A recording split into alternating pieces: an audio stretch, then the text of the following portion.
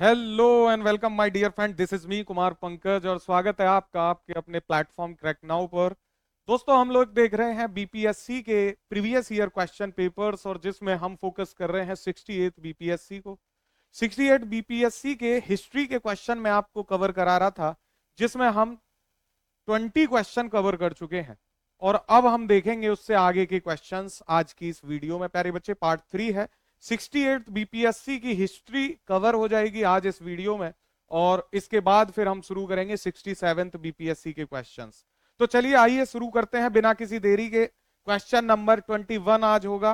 तो question number 21 आपके सामने है और क्वेश्चन है 20 फरवरी 1947 को प्रधानमंत्री एटली ने भारत से ब्रिटिश शासन को कब तक वापस लेने की घोषणा की थी? On February 20, 1947 prime minister Attlee announce the withdrawal of British rule from India. आपको बताना है कब किया ऐसा। ऑप्शन ए है अगस्त 1947, बी है जनवरी 1948, सी है जून 1948। एटली ने घोषणा कब के लिए की थी मेरे प्यारे बच्चे? तो भारत से ब्रिटिश शासन को वापस लेने के लिए एटली ने घोषणा की थी जून 1948 के लिए कि जून 1948 तक भारत से चले जाएंगे वो लोग और भारत को उससे पहले अपनी एक जो है व्यवस्था करनी होगी तमाम चीजों को लेकर।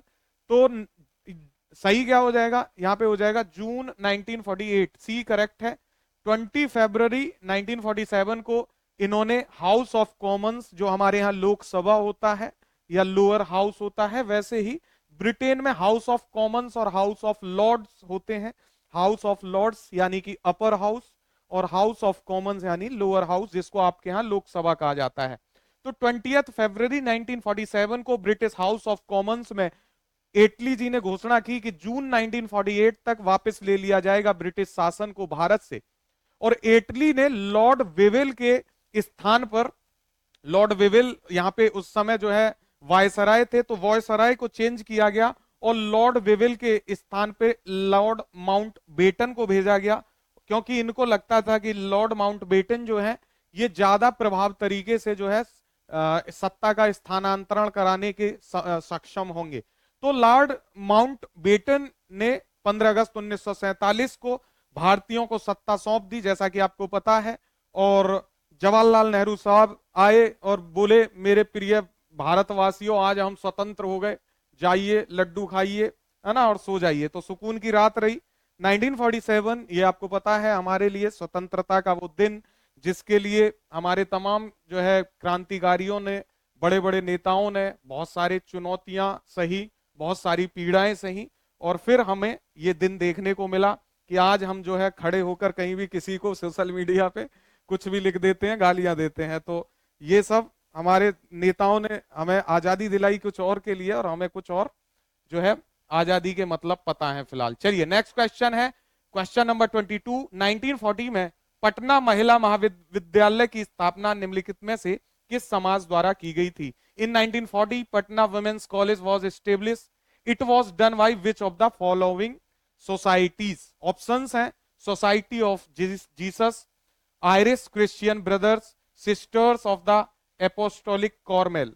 क्या होगा इसका सही आंसर बताइए? Society of Jesus, Irish Christian brothers, sisters of the apostolic Carmel.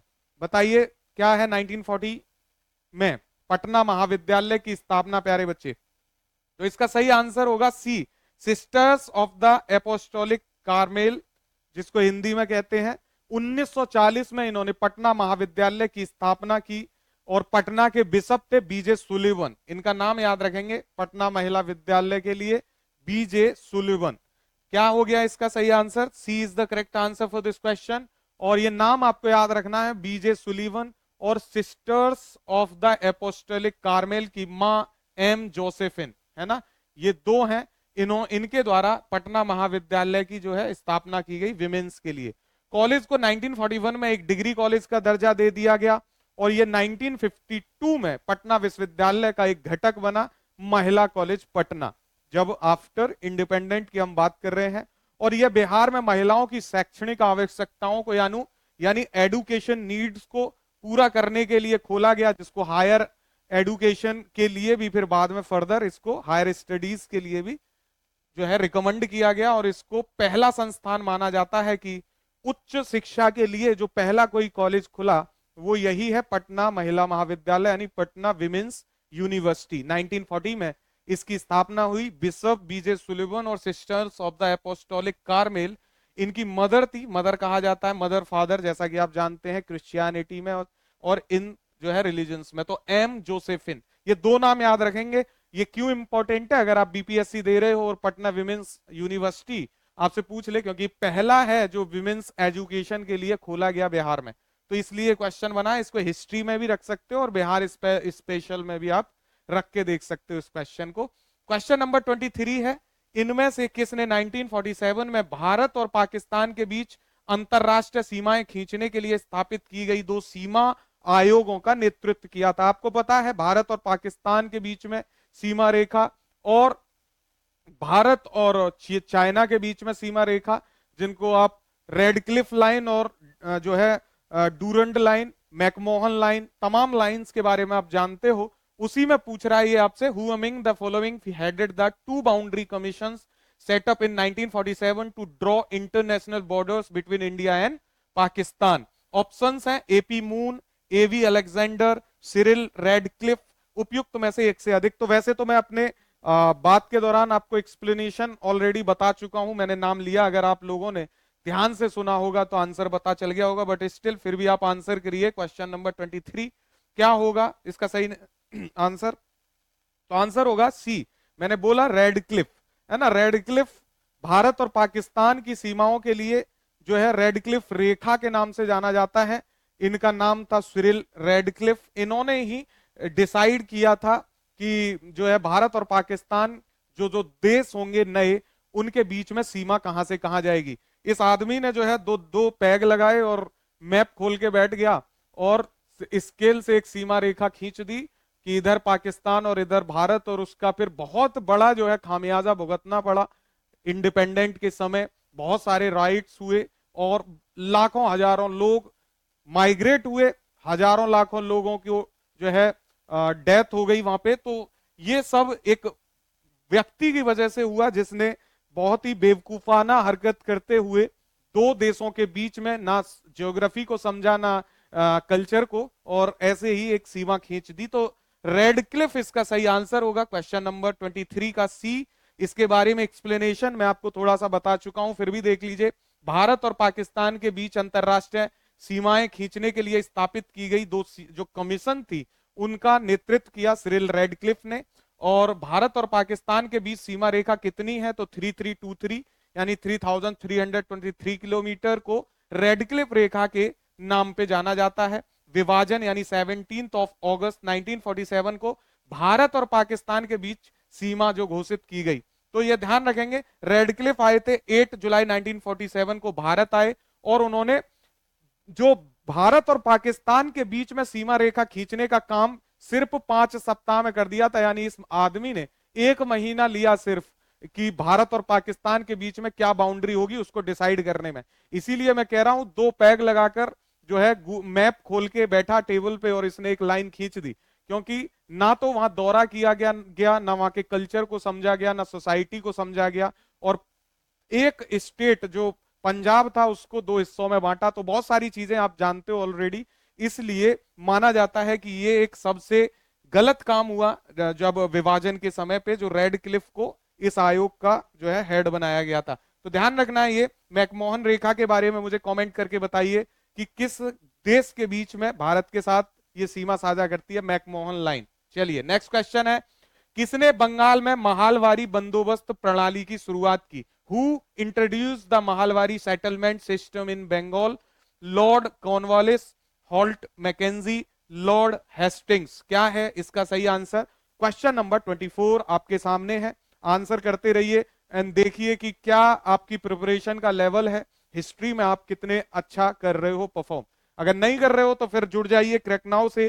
Telegram पे हम हर रोज आपके लिए 20 क्वेश्चंस अपलोड करते हैं, प्रीवियस ईयर क्वेश्चंस हैं वो, तो आप वहां क्वेश्चन सॉल्व करिए, जीवन को आसान बनाइए। और दूसरा फिर आपके पास ऑप्शन है कि आप पेड कोर्स में भी आ सकते हो, हम लोग टेस्ट सीरीज भी चला रहे हैं जो करंट सिनारियो को देखते हुए, वो टेस्ट सीरीज है जिसमें हम 8 से 10 लोगों की टीम उस टेस्ट पेपर को डिजाइन करती है। हम explanation, video explanation, hard copy जो है प्रिंटेड फॉर्म में एक्सप्लेनेशन, तो बहुत सारी चीजें हम देते हैं ताकि आप बहुत बेहतर कर पाओ और बहुत ही इफेक्टिव ये टेस्ट सीरीज है। आप इसको ज्वाइन कर सकते हैं, और ज्वाइन करना है तो नीचे आपको जो है नंबर मिल जाएगा हमारा, वहां से आप हमें कांटेक्ट कर सकते हैं ताकि आप उसका बेनिफिट ले पाए। चलिए क्वेश्चन नंबर 24 का सही आंसर कौन बताएगा? B is the correct answer for this question, Holt Mackenzie. B, इन्होंने जो है महालवारी बंदोबस्त को इंट्रोड्यूस किया था बंगाल में, तो बी इसका सही आंसर है। बंगाल में महालवारी बंदोबस्त की शुरुआत की हॉल्ट मैकेंजी ने मेरे प्यारे बच्चे। बंगाल प्रेसिडेंसी के उत्तर पश्चिमी भागों, जहां इस इलाके का ज्यादातर हिस्सा अब किस में आ गया है? उत्तर प्रदेश में। तो इस जो बंगाल प्रेसिडेंसी का जो नॉर्थ वेस्ट वाला जो रीजन था, उसमें हॉल्ट मैकेंजी एक अधिकारी थे, ऑब्वियसली जो है अंग्रेज अधिकारी थे। तो इन्होंने एक भूमि बंदोबस्त व्यवस्था शुरू की 1822 में, जिसकी हम बात कर रहे हैं महालवारी बंदोबस्त। तो ध्यान रखेंगे, डेट इसकी पता होनी चाहिए, 1822 में इसको लागू किया गया। और मैकेंजी का मानना था कि भारतीय समाज में गांव एक महत्वपूर्ण सामाजिक संस्था है और उसको बचाए रखना चाहिए। महालवाड़ी व्यवस्था का बेसिकली मतलब ही गांव से था, और वहां पर एक गांव को जो है इकाई माना गया महलवाड़ी व्यवस्था में। दूसरा स्थायी बंदोबस्त था, है ना, तीसरा रैयतवाड़ी बंदोबस्त था। तो ये तीन बंदोबस्त हैं जिनको आप सेटलमेंट सिस्टम कहते हो। तो ये आपको तीनों पता होने चाहिए क्योंकि यहां से क्वेश्चन आता है।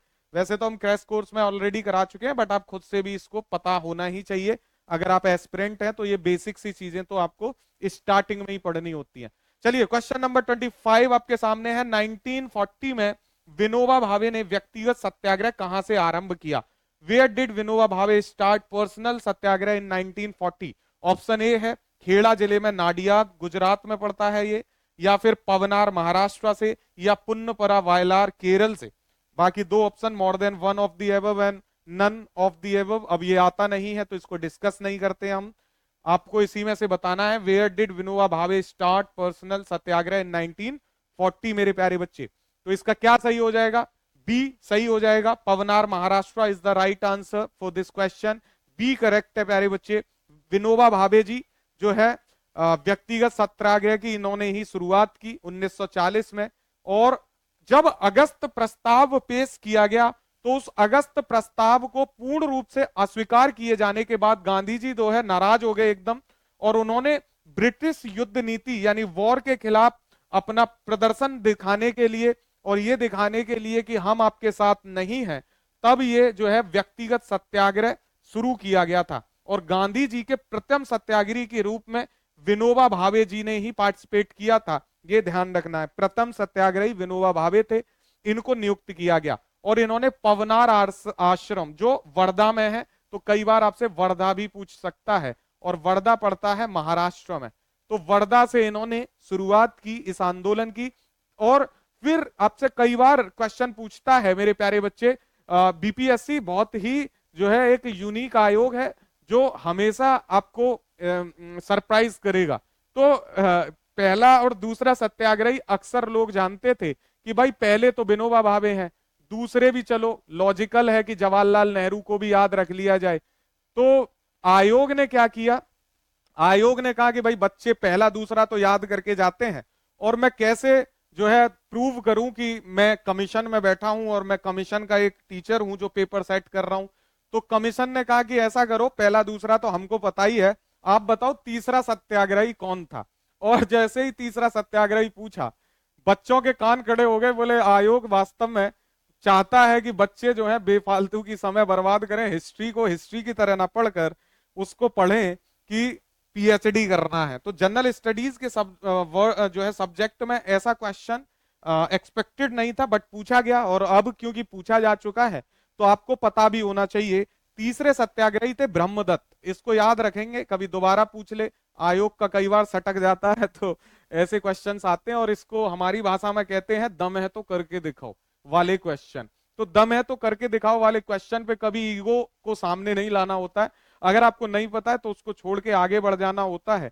और आप अगर प्रीवियस ईयर पेपर्स में ऐसे क्वेश्चंस देखते हो तो उससे बिल्कुल भी ज्यादा परेशान नहीं होना है, और अपनी स्ट्रेटेजी को चेंज नहीं करना है कि भाई ये क्वेश्चन एक पूछ लिया गया तीसरा सत्याग्रही तो अब मैं सारे ही जितने भी मूवमेंट्स हैं या सारे ही जो रिवॉल्ट्स हैं सब में मैं ये सारी फैक्ट्स को याद ही करूंगा या करूंगी। अब मैं सिर्फ इतना नहीं देखूंगा कि खेड़ा सत्याग्रह चंपारण जो है राजकुमार शुक्ल के बुलाने पे हुआ, मैं ये भी देखूंगी कि राजकुमार शुक्ल के साथ कौन गया था गांधी जी को आमंत्रित करने लखनऊ अधिवेशन में।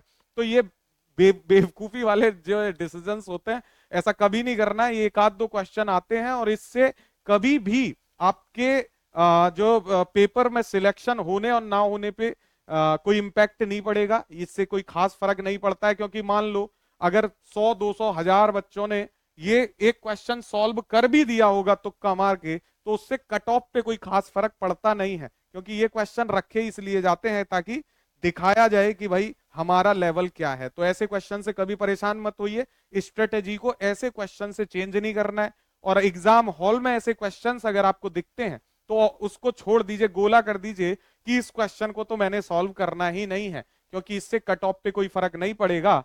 बट मैंने सॉल्व किया तो निगेटिव मार्किंग है, मेरा मार्क कट जाएगा, तो फिर ऐसे क्वेश्चन को आपने सॉल्व नहीं करना है। नेगेटिव मार्किंग नहीं है तो फिर तो आंख बंद करो, जय श्री राम कहते हुए गोले लगाते चले जाओ। हो सकता है 10 में से 1 2 जो है राम आपके काम कर जाए, तो वो फिर अलग हो जाता है। बट नेगेटिव मार्किंग में कभी नहीं करना है ये।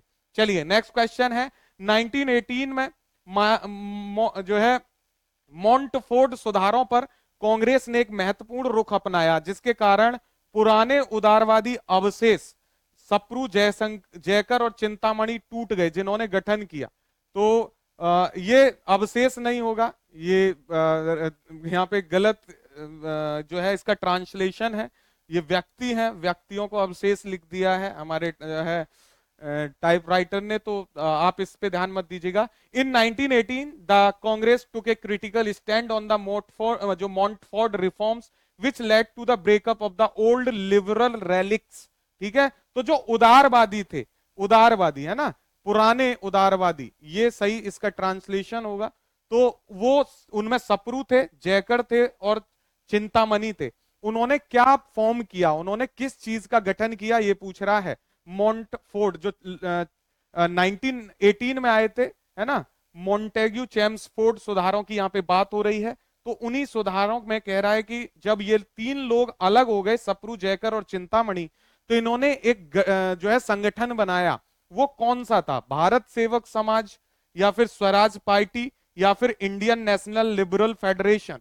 क्या होगा? देखिए स्वराज पार्टी तो बिल्कुल अलग है, मोतीलाल नेहरू, है ना, तो वो तो आप इसको काट ही दीजिए, तो ये तो ऑप्शन ही नहीं बनता है यहाँ पे स्वराज पार्टी का, तो ये तो कट जाता है ना। तो जीवन आसान हो गया। अब कितने ऑप्शंस बचे आपके पास? 2। भारत सेवक समाज, तो भारत सेवक समाज एक अलग समाज था, तो बचा क्या? Indian national liberal federation. इसीलिए मैंने कहा है कि कोई क्वेश्चन अगर आपको थोड़ा कंफ्यूज करे तो तुरंत जो है याद करिएगा कि कुमार पंकज ने कहा था कि हमेशा एलिमिनेशन टेक्निक को अपनाना है, और जो आपको श्योर पता है कि ये तो हो ही नहीं सकता उसको कट कर दीजिए। और अगर आपने एक क्वेश्चन भी कट कर दिया, एक ऑप्शन भी कट कर दीजिए, यानी 4 क्वेश्चंस थे A B C और D, आपने A को कट कर दिया तो 3 बचे हैं। दैट मीन्स कि आप 33% तो कट कर चुके हो। अब बचा है आपका 66, है ना, तो 66 में फिर आपने अगर एक कर दिया तो फिर आ जाते हो आप 50-50 की प्रोबेबिलिटी पे। और हमेशा ध्यान रखिए अगर आप 50-50 हैं तो वैसे क्वेश्चन को अटेम्प्ट करना ही होता है, क्योंकि उतना रिस्क आपने लेना ही है अगर आप स्टेट पीसीएस एग्जाम्स दे रहे हो, है ना। 50-50 का रिस्क लो, लेकिन 66% का रिस्क मत लेना कि एक एलिमिनेट किया तो अब जो है करना ही है। फिर वो थोड़ा सा देखना पड़ेगा कि आप कितने ज्यादा श्योर हो, है ना। तो ये यहाँ पे क्या सही आंसर हो जाएगा? सी हो जाएगा। 1918 में जब मॉन्टफोर्ड सुधारों पर कांग्रेस का पुराना जो दल था, जो पुराना एक संगठन चले आ रहा था, वो टूट गए और उन्होंने इंडियन नेशनल लिबरल फेडरेशन, जिसको अखिल भारतीय उदारवादी संघ कहते हैं, इसकी स्थापना की। और भारतीय राष्ट्रीय कांग्रेस ने अपने अमृतसर अधिवेशन जो 1919 में हुआ, उसमें जो मॉन्टफोर्ड सुधार आए थे उनको कहा कि ये अपर्याप्त हैं, असंतोषजनक हैं, निराशाजनक हैं। मैंने आपको कई बार पढ़ाते हुए बताया है कि जब हम 3 जो है एडजेक्टिव का इस्तेमाल करते हैं तो उसका मानना होता है कि हमने उसकी कठोर निंदा की है। हमारे एक कैबिनेट मिनिस्टर हैं जब वो जो है डिफेंस मिनिस्टर थे और कुछ भी गलत होता था वो कहते मैं इसकी कड़ी निंदा करता हूं, है ना। तो कड़ी निंदा यही होती है कि जब आपने 3 एग्जेक्टिव का इस्तेमाल किया है, तो यही बात है ना। 1919 के सुधारों को लेकर कांग्रेस में मतभेद हो गए थे और उन मतभेदों के कारण सुरेंद्र नाथ बनर्जी के नेतृत्व में कांग्रेस के उदारवादी नेताओं ने मोंटफोर्ड सुधारों का स्वागत किया और कांग्रेस से अलग होकर अखिल भारतीय उदारवादी संघ बनाया। ये बात आप याद रखेंगे। चलिए नेक्स्ट क्वेश्चन है क्वेश्चन नंबर 27। कैबिनेट मिशन निम्नलिखित में से किसके लिए भारत भेजा गया था? ऑप्शन ए, एक राष्ट्रीय सरकार की स्थापना के लिए। 2 है सत्ता के हस्तांतरण के लिए, एक संवैधानिक व्यवस्था तैयार करने के लिए। ऑप्शन 3 है पाकिस्तान के लिए जिन्ना की मांग के ब्यौरों पर काम करने के लिए। तो आपने इन पर विचार करना है कि कौन कौन सी स्टेटमेंट सही है। Cabinet mission was sent to India for which of the following? To establish a national government, to formulate a constitutional regime for transfer of power, या फिर to work out the details of Jinnah's demand for Pakistan. क्या होगा इसका सही answer? 27, है ना। क्या क्या सही है इसमें से मेरे प्यारे बच्चे? तो कैबिनेट मिशन किसके लिए भारत भेजा गया, आइए विचार कर लेते हैं मिलके। तो एक राष्ट्रीय सरकार की स्थापना के लिए कैबिनेट मिशन मेरे प्यारे बच्चे, है ना, ये ध्यान रखिएगा। कैबिनेट मिशन कब आया है? तो 1946, है ना। तो यहां एक राष्ट्रीय सरकार की स्थापना करने की बात कह रहा है। तो यहां पूछा क्या जा रहा है? पूछा जा रहा है किसके लिए भारत भेजा गया। तो सत्य कथन की पहचान करवा रहा है कि इसमें कौन सा सही है। तो ये तो मेरे प्यारे बच्चे गलत बात है, राष्ट्रीय सरकार की स्थापना की बात यहां पे नहीं हो रही थी। सत्ता के हस्तांतरण के लिए एक संवैधानिक व्यवस्था तैयार करना, कैबिनेट मिशन, बिल्कुल ठीक बात है। बी जो कथन 2 सही है। तीसरा कह रहा है पाकिस्तान के लिए जिन्ना की मांग के ब्यौरों पर काम, अभी ऐसी कोई बात नहीं हो रही है ना, वो बाद में होती है। और जिन्ना तो जो है पूरी तरीके से मार्च 1946 में शुरू करते हैं अपना ड्रामा। तो 2 यहां पे बिल्कुल सही होगा, बी करेक्ट है, केवल 2 is the right statements here. चलिए आते हैं तो देख लीजिए। कैबिनेट मिशन सत्ता के हस्तांतरण के लिए एक संवैधानिक व्यवस्था तैयार करने के लिए भारत आया था। 1946 में ब्रिटेन के प्रधानमंत्री, मैंने आपको पहले भी बताया, एटली ने घोषणा कर दी कि हम जो है जून 1948 से पहले ट्रांसफर और पार करके भारत को वापस आ जाएंगे, क्योंकि भारत में स्थितियां बहुत खराब हो रही थी और वो अपने जिम्मे नहीं चाहते थे कि हमारे जो है गले पड़ जाए मुसीबत। तो उन्होंने कहा जल्दी से जल्दी जो है ट्रांसफर और ऑफ पार करो और भागी आओ। तो एटली ने भारत में एक 3 सदस्यीय उच्च स्तरीय शिष्टमंडल भेजा था उससे पहले, फिर उसके बाद माउंटबेटन आते हैं और वो अपना काम करके चले जाते हैं। तो ये यहाँ पे क्या सही आंसर होगा? B is the correct answer for this question. Question number 28 देखते हैं। स्वतंत्रता संग्राम के दौरान भारतीय राज्यों कश्मीर, निजाम के हैदराबाद और त्रावणकोर आदि जैसे भारतीय शासकों द्वारा शासित राज्यों में एक समानांतर आंदोलन शुरू किया गया था, उसका नाम क्या है? A parallel movement was launch in Indian state like Hyderabad, Kashmir and Travancore during the freedom struggle. उसका नाम क्या था मेरे प्यारे बच्चे? राज्य जन आंदोलन, प्रजामंडल आंदोलन या स्वराज आंदोलन? तो आपको पता होगा जब स्वतंत्रता संग्राम चल रहा था तो हैदराबाद के निजाम, त्रावणकोर की वही स्थिति थी और सेम स्थिति थी कश्मीर की, कि ये कह रहे थे हम जैसे हैं वैसे ही रहेंगे, हम एज अ इज जो सिचुएशन है उसको एडप्ट करते हैं ना, हम ना पाकिस्तान में मिलना चाहते हैं ना भारत में। और वो अपने यहां वही निजाम शाही चला रहे थे, शासन चल रहा था वहां पे, वही जो पुराना सिस्टम था उसी पे, जो राजा का शासन होता है उसी पे सत्ता चल रही थी। तो वहां की जनता चाहती थी कि हम भी आजाद हो, हम भी आजादी का मजा चखें, है ना, हम भी देखें कि आजादी का जो फल है वो कैसा होता है।